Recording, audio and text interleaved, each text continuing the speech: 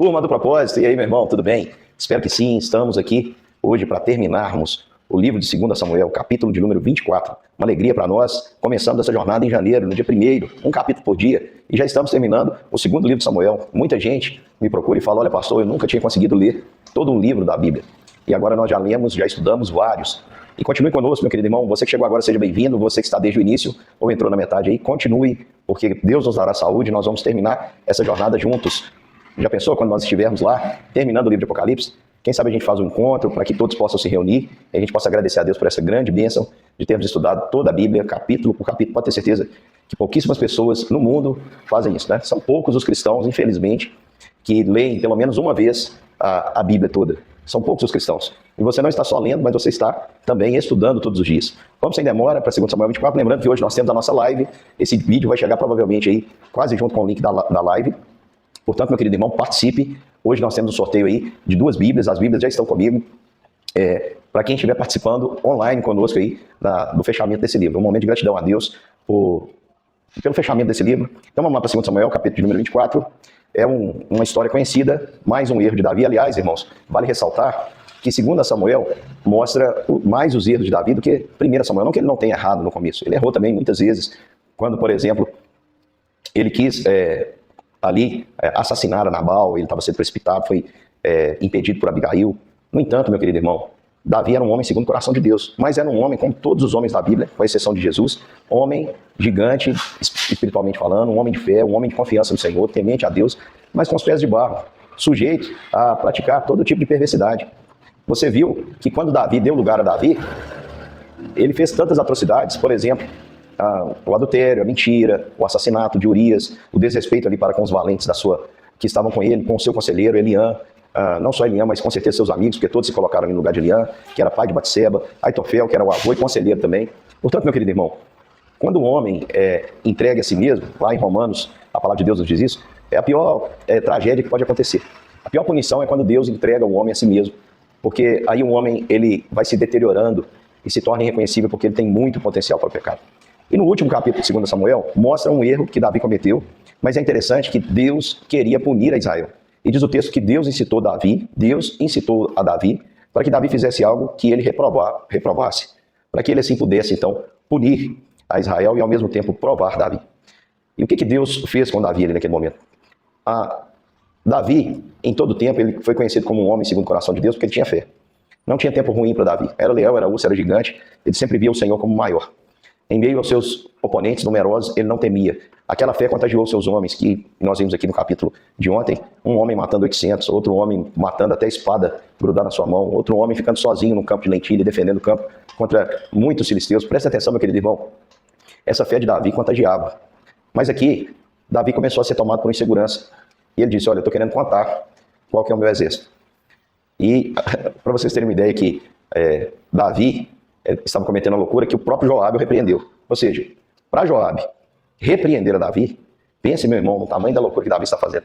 Só que tem aquele momento que a gente é tomado por uma cegueira e a gente começa a agir de maneira irracional. Foi o que aconteceu com Davi. Davi não parou para ouvir seus chefes de exército, nem para ouvir Joabe. Joabe disse para ele: olha, que Deus multiplique o povo 100 vezes mais do que você imagina que é, mas por que você quer fazer uma coisa dessas? Mas Davi ficou com aquela, sabe, quando alguém tem autoridade, tem a capacidade de fazer e tema. Então ele começou a temar e falou: não, eu quero que conte, e vai contar. E ao todo eles percorreram ali todas as regiões durante 9 meses e 20 dias e voltaram com uma conta assustadora.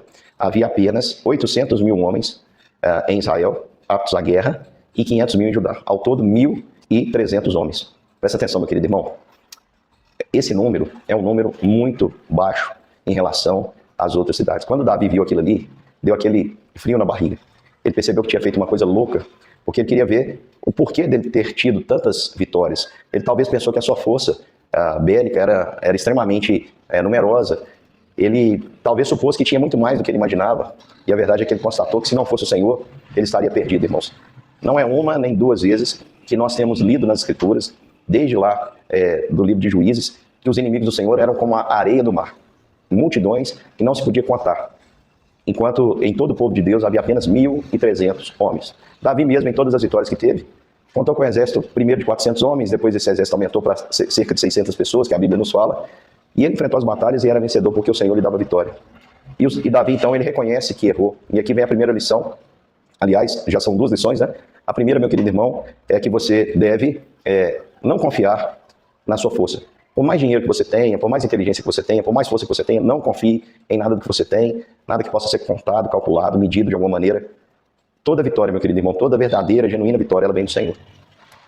Confiar em qualquer outra coisa é loucura. Desviar o seu coração e confiar em qualquer outra coisa é loucura. Não agrada o Senhor, entristece o Senhor.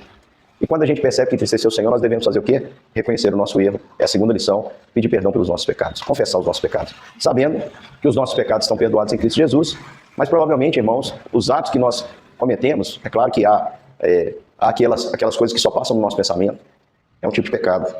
Há aquelas que passam pelo nosso pensamento e saem da nossa boca, é outro tipo de pecado.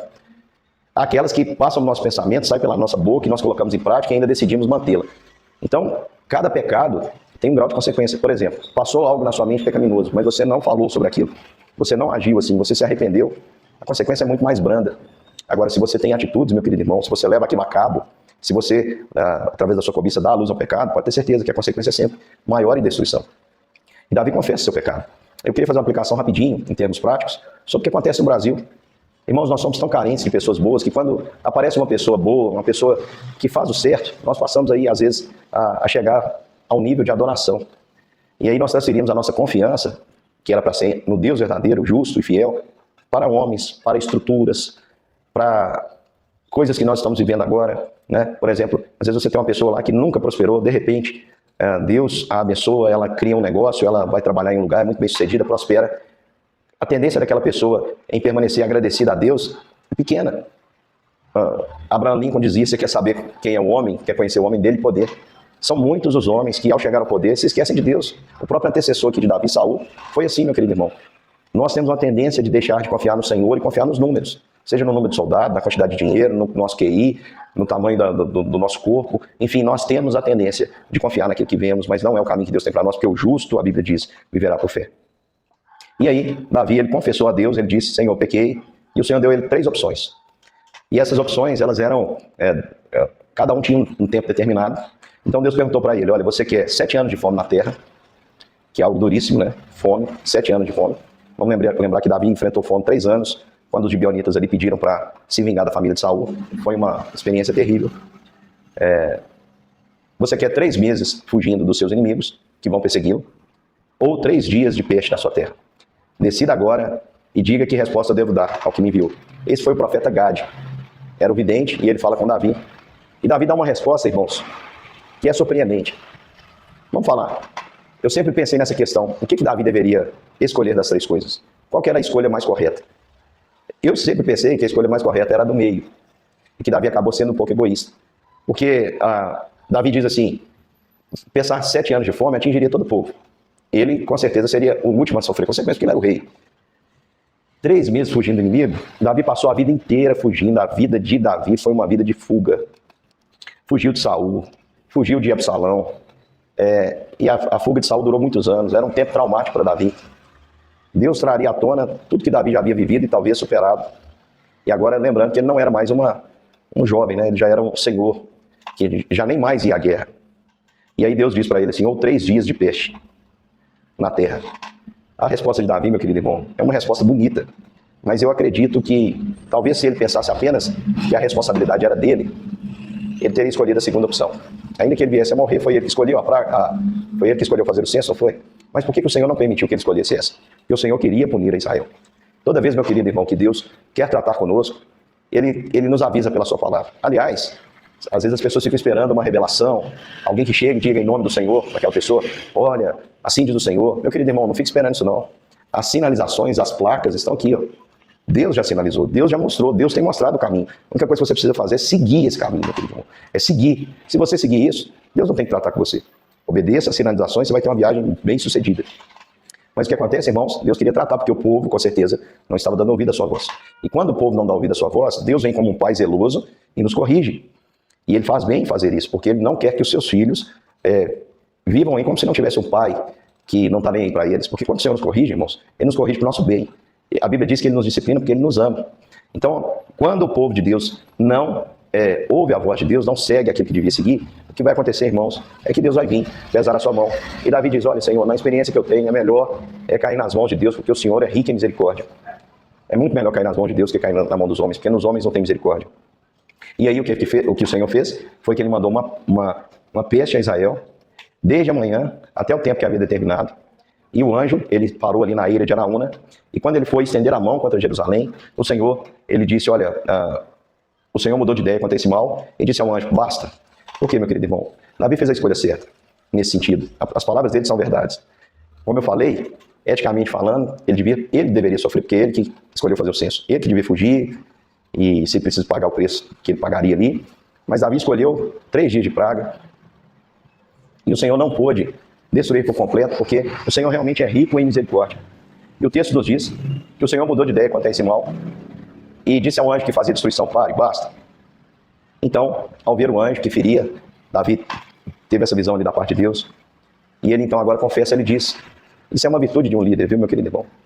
Essa é a virtude de um líder, de reconhecer seus erros. Ele disse, olha, Senhor, foi eu que pequei, seja a mão do Senhor contra mim, contra a casa do meu pai, mas o que fez essas ovelhas?